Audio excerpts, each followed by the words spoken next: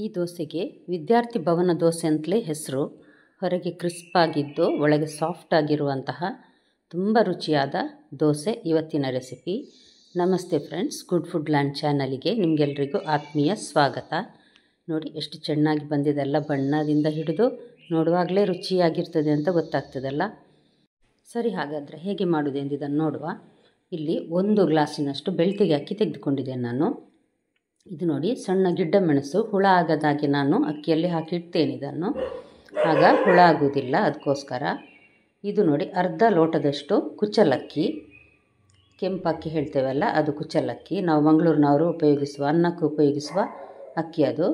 1 ಚಮಚ ತೊಗರಿಬೇಳೆ, 1 ಚಮಚ ಕಡಲೆಬೇಳೆ ದೊಡ್ಡ ಚಮಚ, ಅರ್ಧ ಚಮಚದಷ್ಟು ಮೆಂತೆ, ಜಾಸ್ತಿ ಆಗಬಾರ್ದು ಮೆಂತೆ ಕಾಳು ಸಹ, 1/4 ಗ್ಲಾಸಿನಷ್ಟು ಉದ್ದಿನಬೇಳೆ.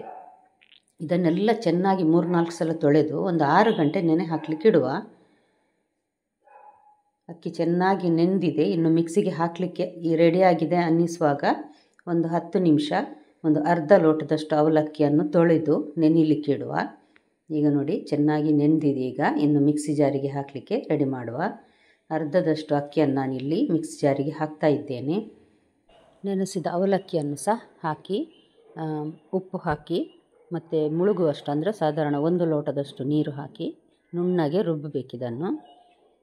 ನಾನು ಒಂದೇ ಸಲ ಉಪ್ಪು ಹಾಕ್ತೇನೆ, ನಂತರ ಖಾಲಿ ಅಕ್ಕಿ ಮತ್ತು ಅವಲಕ್ಕಿಯನ್ನು ಇನ್ನೊಂದು ಸಲ ರುಬ್ಬಿದ್ರಾಯಿತು. ಈಗ ನೋಡಿ ನುಣ್ಣಗೆ ರುಬ್ಬಿ ತಂದಿದ್ದೇನೆ ನೋಡಿ. ನೀವಿನ್ನೂ ನನ್ನ ಚಾನಲ್ ಗುಡ್ ಫುಡ್ ಲ್ಯಾಂಡನ್ನು ಸಬ್ಸ್ಕ್ರೈಬ್ ಮಾಡಿಲ್ಲ ಅಂದರೆ ದಯವಿಟ್ಟು ಸಬ್ಸ್ಕ್ರೈಬ್ ಮಾಡಿ. ನಿಮಗೆ ಈ ರೆಸಿಪಿ ಖಂಡಿತ ಇಷ್ಟ ಆಗ್ಬೋದು. ದಯವಿಟ್ಟು ಲೈಕ್ ಬಟನನ್ನು ಪ್ರೆಸ್ ಮಾಡಿ, ಹಾಗೂ ಫ್ಯಾಮಿಲಿ ಫ್ರೆಂಡ್ಸಿಗೆ ಶೇರ್ ಮಾಡೋದನ್ನು ಮರಿಬೇಡಿ. ನೋಡಿ, ಇದು ಉಳಿದ ಅಕ್ಕಿಯನ್ನು ಸಹ ಹಾಕ್ತಾ ಇದ್ದೇನೆ ನಾನು. ಅದರ ಜೊತೆ ಅವಲಕ್ಕಿ ಮತ್ತು 1 ಲೋಟದಷ್ಟು ನೀರು ನುಣ್ಣಗೆ ರುಬ್ಬಿ ಒಂದು ಅಗಲ ಪಾತ್ರೆಗೆ ಹಾಕಬೇಕು. ನಂತರ ಸ್ವಲ್ಪ ಮಿಕ್ಸಿ ತೊಳೆದ ನೀರನ್ನು ಸಹ ಇದಕ್ಕೆ ಮೊದಲು ಸ್ವಲ್ಪ ಸಾಧಾರಣ ಅರ್ಧ ಲೋಟದಷ್ಟು ಮಿಕ್ಸಿ ತೊಳೆದ ನೀರನ್ನು ನಾನಿಲ್ಲಿ ಹಾಕಿದ್ದೇನೆ ನೋಡಿ. ನಂತರ ನೀರು ಬೇಕನ್ನಿಸಿದರೆ ನೋಡಿ ಹಾಕಿದರೆ ಆಯಿತು. ಬೇರೆ ದೋಸೆ ಇಡ್ಲಿಗೆ ನಾವು ಹೇಗೆ ಇಡ್ತೇವೆ ನೋಡಿ ಅಷ್ಟೇ ದಪ್ಪ ಅಥವಾ ನೋಡಿ ಇಟ್ಕೊಳ್ಬೇಕು. 2 ಚಮಚದಷ್ಟು ಸಕ್ಕರೆ ಹಾಕಿದ್ದೇನೆ, ಅದು ಆಪ್ಷನಲ್, ಬೇಕಿದ್ದರೆ ಹಾಕ್ಕೊಳ್ಬೋದು, ಬೇಡ ಅಂದರೆ ಬಿಟ್ಟು ಬಿಡ್ಬೋದು.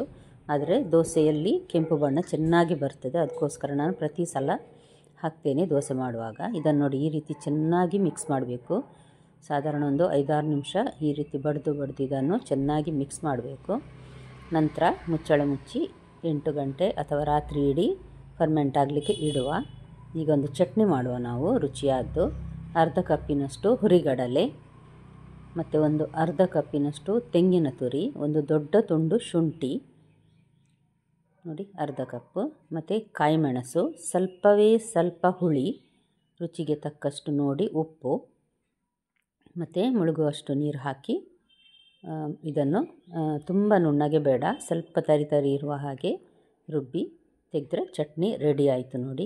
ಇದಕ್ಕೆ 1 ಚಮಚ ತೆಂಗಿನ ಎಣ್ಣೆ, ಸ್ವಲ್ಪ ಸಾಸಿವೆ, ಕರಿಬೇವು ಹಾಕಿ ಒಗ್ಗರಣೆ ಹಾಕಿದ್ದೇನೆ ನೋಡಿ.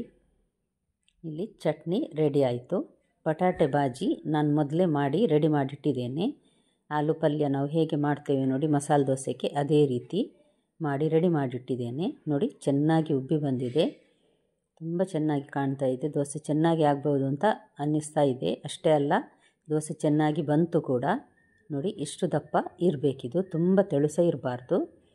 ಈಗ ಈ ದೋಸೆಯನ್ನು ಹೇಗೆ ಹಾಕೋದನ್ನು ನೋಡುವ. ತುಂಬ ತೆಳುವಲ್ಲ, ತುಂಬ ದಪ್ಪಸಲ್ಲ, ಆ ರೀತಿ ಈ ದೋಸೆಯನ್ನು ಸ್ವಲ್ಪ ಸ್ಪ್ರೆಡ್ ಮಾಡಿ ಸುತ್ತ ತುಪ್ಪ ಹಾಕಬೇಕು. ತುಪ್ಪ ಸ್ವಲ್ಪ ಧಾರಾಳವಾಗಿಯೇ ಬಳಸಬೇಕು, ಇದಕ್ಕೆ ತುಂಬ ರುಚಿ ಕೊಡ್ತದೆ.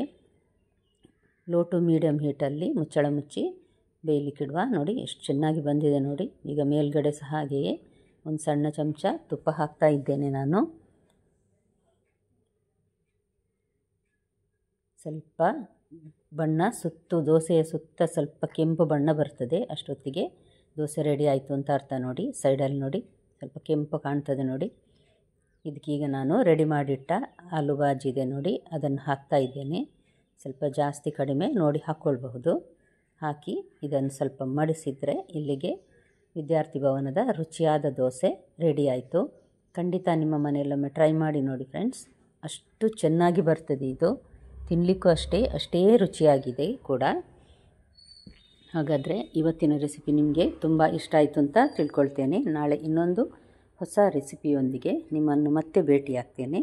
ನೋಡಿದ ಎಲ್ಲ ವೀಕ್ಷಕರಿಗೆ ಧನ್ಯವಾದ.